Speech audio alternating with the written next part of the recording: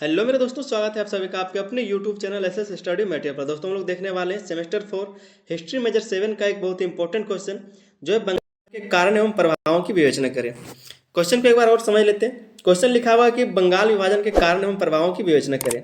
हम लोग को बताना है कि जो बंगाल विभाजन था, बंगाल विभाजन जो हुआ था 16 अक्टूबर 1905 में, वो किन कारणों से हुआ था और उनका प्रभाव क्या पड़ा था। ठीक है, ये बहुत ही लंबी कहानी। अगर शॉर्ट में हम लोग समझने का प्रयास करें तो इसका जो शुरुआत हो तो दिसंबर 1903 में बंगाल विभाजन का प्रस्ताव सबसे पहले रखा गया था। ठीक है, 1903 में सबसे पहले बंगाल विभाजन का प्रस्ताव रखा गया था और एक साल तक 1904 से 1905 तक कलकत्ता में जो टाउन हॉल है वहाँ पर इसके खिलाफ बहुत सारा विद्रोह हुआ था।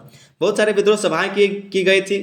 जब 1903 में इसके बारे में प्रस्ताव पारित किया गया था, प्रस्ताव रखा गया था, उसके बाद 1904 1905 कई सारे विद्रोह या फिर जो विद्रोह सभाएं हैं उसकी आयोजना किया गया या फिर बहुत सारे विद्रोह सभा किया गया कि इसका विभाजन नहीं होना चाहिए। लेकिन जो 1905 में क्या हुआ, 1905 में इसका जो फाइनल अगर बोले तो फाइनल जो रिजल्ट था वो आ गया कि विभाजन होगा। 1905 में इसका फाइनल विभाजन जुलाई में आ गया था और लास्ट 16 अक्टूबर 1905 का इसका विभाजन कर दिया गया पूर्वी बंगाल और पश्चिमी बंगाल में। तो इसी के बारे में हम लोग आगे जाने किस तरह से इसका बंगाल का विभाजन हुआ था, किन कारणों से हुआ था और इनके प्रभाव क्या पड़ा था। अगर थोड़ा सा और जान ले तो इसके बारे में तो बात करें 16 अक्टूबर 1905 को जब इसका विभाजन हो गया था, फिर एक साल बाद रविंद्रनाथ टैगोर के द्वारा एक गाना गाया गया था, गीत गाया गया था, राष्ट्रगीत, राष्ट्रगान, जिसको अमार सोनार बांग्ला बोला जाता है। आज के समय में जो बांग्लादेश का राष्ट्रगान बन गया है, तो ये उसी समय गाया गया था 1906 में। लेकिन जो यहाँ पर आप देख रहे हैं 16 अक्टूबर 1905, 16 अक्टूबर 1905 में जब ये विभाजन कर दिया गया था तो इसी तारीख को शोक दिवस के रूप में मनाया गया था बंगाल में। ठीक है, बंगाल में शोक दिवस के रूप में इसको मनाया गया था और रविंद्रनाथ टैगोर के कहने पर ही लोगों ने एक दूसरे के हाथ पर राखी बांधी थी। उस टाइम रविंद्रनाथ टैगोर के कहने पर ही, अपील पर ही क्या हुआ था, तो एक दूसरे के हाथ पर उन लोगों ने राखी बांधी थी और उसको शोक दिवस के रूप में मनाया था। आगे हम लोग इसी चीज़ को बहुत ही विस्तार में जानने वाले हैं। तो वीडियो को आप लोग को अंत तक देखना है और चैनल पर अगर नए तो चैनल को सब्सक्राइब कर लीजिए, साथ ही अपने दोस्तों तक इस वीडियो को शेयर कर दीजिए। आइए समझते हैं इस क्वेश्चन के हम लोग आंसर को। लिखा है कि बंगाल विभाजन 1905 भारतीय इतिहास की एक महत्वपूर्ण घटना थी जिसे ब्रिटिश सरकार ने भारतीय जनता को विभाजित करने और राष्ट्रवादी आंदोलन को कमजोर करने के उद्देश्य से लागू किया था। यहाँ पर जो भारतीय लोग थे इनके बीच में जो फूट डाल के इसका जो विभाजन कर दिया गया था वो ब्रिटिशर्स ने किया था। ठीक है, तो ब्रिटिशर्स ने इस पर जो राष्ट्रवादी आंदोलन को कमजोर करने के उद्देश्य से ये सब किया था। आगे लिखा कि यह विभाजन वायसराय लॉर्ड कर्जन द्वारा 16 अक्टूबर 1905 को किया गया था। उस समय जो भारत के वायसराय थे वो लॉर्ड कर्जन थे, उन्हीं के कार्यकाल में ये बंगाल विभाजन हुआ था। बंगाल विभाजन के कारण और प्रभाव निम्नलिखित हैं। ये क्वेश्चन आप लोग याद रखिएगा कि जो लॉर्ड कर्जन है उन्हीं के कार्यकाल में बंगाल का विभाजन हुआ था। ये क्वेश्चन कई बार पूछा गया एमसीक्यूज में कि बंगाल विभाजन के समय भारत का वायसराय कौन था, तो आपको ये नाम याद रखना है, लॉर्ड कर्जन। ठीक है, लॉर्ड कर्जन। उसके बाद आगे हम लोग समझेंगे इसके कारण को।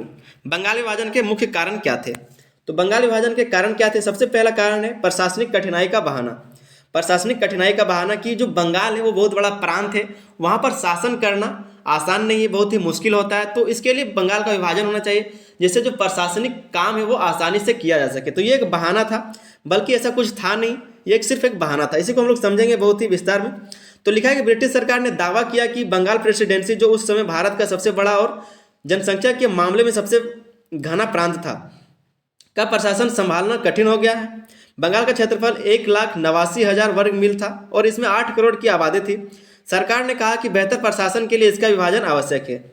सरकार ने कहा कि इसका अगर बेहतर प्रशासन करना है तो इसके लिए विभाजन करना जरूरी है, तभी जाके इसका बेहतर प्रशासन हो सकता है।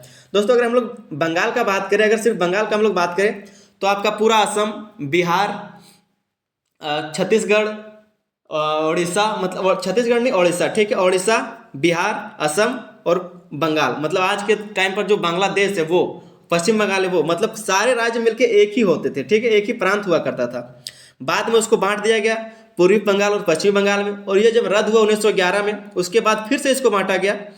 तो ये बिहार बना, असम बना, पश्चिम बंगाल बना, उड़ीसा बना और बांग्लादेश बना। तो इन सब राज्यों में फिर से इसको बांटा गया क्योंकि ये बहुत बड़ा प्रांत था। ठीक है, आगे हम लोग समझते हैं इसके बारे में। और हिंदू मुस्लिम भेदभाव को बढ़ावा देना, क्या लिखा है, हिंदू मुस्लिम भेदभाव को बढ़ावा देना। तो ब्रिटिश सरकार ने फूट डालो राज करो की नीति के तहत हिंदू और मुस्लिम समुदायों के बीच सांप्रदायिक विभाजन को बढ़ावा देने का प्रयास किया। हिंदू और मुस्लिम के बीच फूट डालो राज करो की नीति अपनाई गई कि हिंदुओं को कहा गया कि जो मुसलमान लोग वो आपके खिलाफ षड्यंत्र करते हैं, या फिर जो मुसलमान लोग हैं, जो मुसलमान समुदाय के लोग हैं, उनको कहा गया कि अगर विभाजन होता है तो आप ही लोगों के लिए आराम होगा या फिर आप ही लोगों के लिए फायदेमंद होगा। मुसलमानों को ऐसा कहा गया था, क्योंकि आपका आबादी जो है ज़्यादा एक तरफ, तो अगर आप लोगों को बांट दिया जाए तो आप एक तरफ हो जाएंगे। इस तरह से उनको लालच दिया गया था मुसलमानों को, किसके द्वारा? तो ब्रिटिशर्स के द्वारा। क्या लिखा है कि ब्रिटिश सरकार ने फूट डालो और राज करो की नीति के तहत हिंदू और मुस्लिम समुदायों के बीच सांप्रदायिक विभाजन को बढ़ावा देने का प्रयास किया। विभाजन के बाद पूर्वी बंगाल जो ज़्यादातर मुस्लिम आबादी थी, पूर्वी बंगाल था उसमें ज़्यादातर मुस्लिम आबादी थी, और पश्चिम बंगाल जहाँ हिंदू आबादी थी का गठन किया गया। इससे ब्रिटिश सरकार को उम्मीद थी कि भारतीय राष्ट्रीय आंदोलन कमजोर हो जाएगा। इससे जो ब्रिटिश सरकार था उसको उम्मीद यह था कि इससे क्या होगा, तो भारतीय राष्ट्रीय आंदोलन जो वो कमजोर हो जाएगा, क्योंकि जब हिंदू मुस्लिम में फूट हो जाएगा, और क्योंकि जो आंदोलन का मुख्य क्षेत्र था वो कहाँ था? बंगाल में ही ज़्यादातर सभी बातें की जाती थी या फिर सभी संस्थाएं मजबूत होती थी। तो बंगाल क्योंकि बहुत बड़ा प्रांत था तो वहाँ पर ऐसा होता था। तीसरा पॉइंट अगर हम लोग बात करें तो वो है राष्ट्रवाद को दबाने का प्रयास। राष्ट्रवाद को दबाने का प्रयास, ठीक है। तो बंगाल उस समय भारतीय राष्ट्रीय आंदोलन का केंद्र बन चुका था। जो बंगाल है वो बहुत बड़ा प्रांत था, तो उस समय वो केंद्र था भारतीय राष्ट्रीय आंदोलन का। ब्रिटिश सरकार ने बंगाल विभाजन के माध्यम से बंगाल को राष्ट्रवादी आंदोलनों को तोड़ने और उसे कमजोर करने का प्रयास किया। बंगाल विभाजन के माध्यम से क्या किया, तो जो राष्ट्रीय आंदोलन था उसको तोड़फोड़ करने का प्रयास किया गया, उसको तोड़ने का या फिर कमजोर करने का प्रयास किया गया।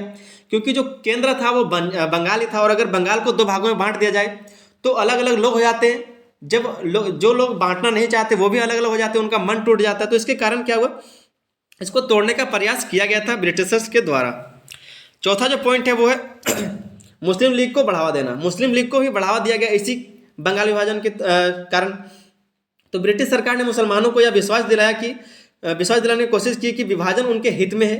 इसके माध्यम से उन्होंने मुस्लिम लीग की गठन की नींव रखी और हिंदू मुस्लिम एकता को कमजोर किया। उसके बाद जो मुस्लिम लीग की स्थापना की गई थी, तो इसी सब कारणों से किया गया था कि बताया गया था मुसलमानों की कि ये जो बंगाल विभाजन है वो आप ही लोगों के हित में है, बंगाल विभाजन होना चाहिए, और जो मुस्लिम लीग है उसकी स्थापना भी होनी चाहिए। एक मुस्लिम लीग होना चाहिए जिसके माध्यम से आप लोग अपनी बातों को रख सकेंगे। तो इन सब चीज़ों का प्रयास किया गया था ब्रिटिशर्स के द्वारा बंगाल को विभाजन करने के लिए, बंगाल को बांटने के लिए। ये कुछ कारण हो गया। उसके बाद हम लोग देखेंगे बंगाल विभाजन के प्रभाव को, कि क्या प्रभाव पड़ा था बंगाल विभाजन का। सबसे पहला जो प्रभाव है वो राष्ट्रीय आंदोलन का तीव्र होना, राष्ट्रीय आंदोलन का तेज होना, ठीक है। बंगाल विभाजन के विरोध में भारतीय जनता ने बड़े पैमाने पर आंदोलन शुरू किया। स्वदेशी आंदोलन और बहिष्कार आंदोलन ने जोर पकड़ा, जिसमें भारतीयों ने विदेशी वस्तुओं का बहिष्कार किया और स्वदेशी वस्तुओं का उपयोग करने की शपथ ली। बंगाल विभाजन के समय स्वदेशी आंदोलन शुरू किया गया था, जहाँ पर जो विदेशी सामान है उसका बहिष्कार किया गया था और जो स्वदेशी सामान है उसका उपयोग करने का प्रण लिया गया था या फिर शपथ लिया गया था। तो जो राष्ट्रीय आंदोलन वो भी तीव्र हुआ था। इसके बारे में हम लोग अभी और जानेंगे जब अगला क्वेश्चन करेंगे, ठीक है। इसके बारे में बहुत ही डिटेल में जानेंगे जब हम लोग उदारवादी और उग्रवादी के बारे में पढ़ेंगे, या फिर जो क्रांतिकारी आंदोलन उसके बारे में हम लोग पढ़ेंगे। दूसरा जो पॉइंट है, दूसरा जो प्रभाव है वो है हिंदू मुस्लिम एकता का असर, हिंदू मुस्लिम एकता पर असर। तो बंगाल विभाजन ने हिंदू मुस्लिम समुदायों के बीच दरार पैदा की। एक और जहां हिंदू विभाजन का विरोध कर रहे थे, वहीं ब्रिटिश सरकार ने मुसलमानों को यह विश्वास दिलाने की कोशिश की कि यह विभाजन उनके हित में है। इसने भारतीय समाज में सांप्रदायिकता को बढ़ावा दिया। जहाँ पर क्या हुआ, जो बंगाल विभाजन है उसमें हिंदू मुस्लिम समुदाय के बीच दरार पैदा हुआ था, और एक और जहाँ पर हिंदू विभाजन का विरोध कर रहे थे वहीं पर ब्रिटिश ने क्या किया, तो मुसलमानों को यह आश्वासन दिलाया, फिर विश्वास दिलाया कि ये जो बंगाल विभाजन है वो आपके हित में होने वाला है। तो ये बंगाल विभाजन के लिए आप लोग खड़े रहें, आप लोग हाँ बोले। तो इस तरह से उनको आश्वासन या फिर विश्वास दिलाया गया था, और इससे क्या हुआ, तो भारतीय समाज में सांप्रदायिकता को बढ़ावा दिया गया था। तीसरा जो प्रभाव था वो क्या है, तो भारतीय राष्ट्रीय कांग्रेस का सशक्त होना, भारतीय राष्ट्रीय कांग्रेस का सशक्त होना। तो बंगाल विभाजन के विरोध ने भारतीय राष्ट्रीय कांग्रेस को अधिक सक्रिय और प्रभावशाली बनाया। कांग्रेस ने जनता का समर्थन प्राप्त करने के लिए विभाजन के खिलाफ आंदोलन को तेज किया। तब क्या हुआ, तो कांग्रेस का स्थापना हो गया था, ठीक है, 1885 में, क्योंकि कांग्रेस का स्थापना हो गया था। और ये तो अभी बात हो रहा है हम लोग का 1905 का। तो क्या हुआ, तब जो आंदोलन हो रहा था और अब जो आंदोलन हो रहा था उसमें तेजी आ गया था, बहुत ही तेजी से लोगों का समर्थन भी इसमें मिल रहा था। तो ये भी एक सशक्त हुआ था, भारतीय राष्ट्रीय कांग्रेस का जो आंदोलन था वो भी सशक्त हुआ था। चौथा जो प्रभाव है वो है स्वदेशी और बहिष्कार आंदोलन का उदय। स्वदेशी और बहिष्कार आंदोलन का भी उदय हुआ। स्वदेशी आंदोलन बंगाल विभाजन के विरोध का प्रमुख हथियार बना। इस आंदोलन के तहत भारतीयों ने विदेशी वस्तुओं का बहिष्कार किया और स्वदेशी उत्पादों को अपनाया।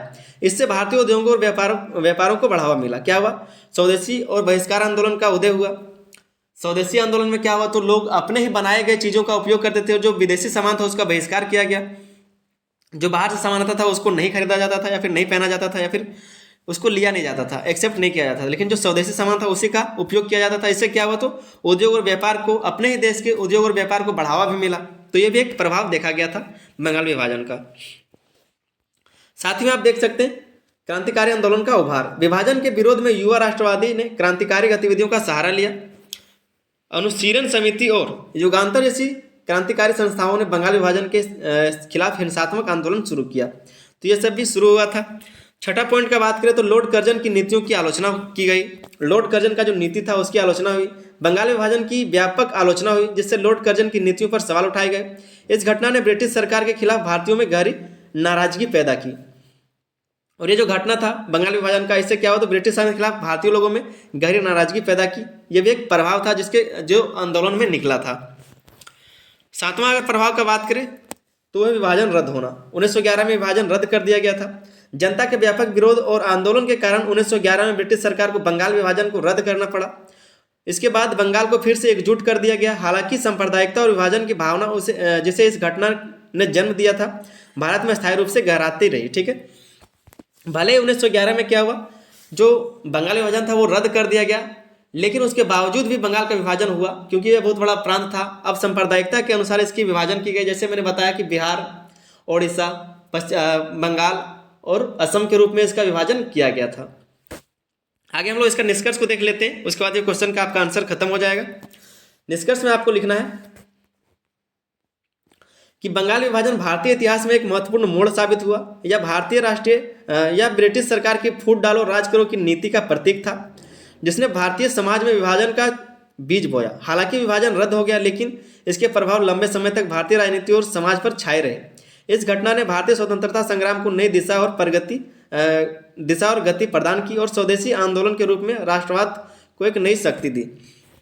दोस्तों, अगर बात करें थोड़ा सा इसके बाद, तो ये जो विभाजन का जो नियम लाया गया था, या फिर जो विभाजन का जो कोशिश किया गया था, ये बाद में पाकिस्तान का विभाजन को आप देख सकते हैं इसी के कारण हुआ था। ठीक है, पहले पूरी पाकिस्तान बना, उसके बाद जाके फिर पाकिस्तान का गठन हुआ था। तो यही सब कारण से आगे जब हम लोग इसके बारे में और पढ़ेंगे तो आपको अच्छे से बताएंगे कैसे इसका विभाजन हुआ था।